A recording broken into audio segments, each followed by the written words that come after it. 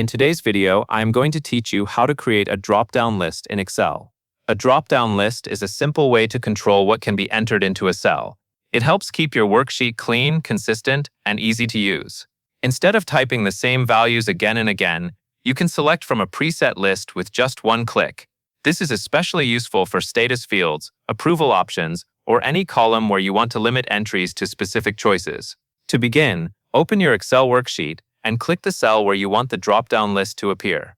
If you want the same list to be available in multiple cells, you can select a range of cells instead.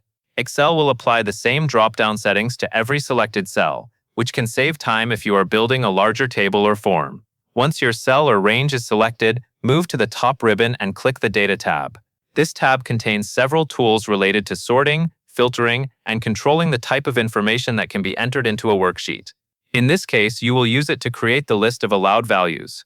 Inside the Data tab, look for the Data Tools group and click Data Validation. This opens a dialog box where you can define what kind of input is allowed in the selected cell or cells.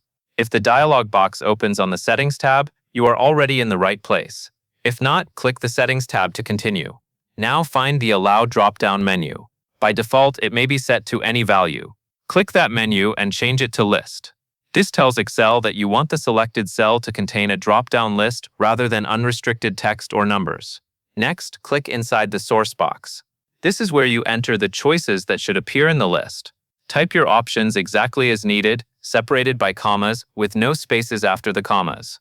Enter yes, no, maybe. This formatting matters because Excel uses those commas to separate each item into its own selectable option. After entering the source values, click OK.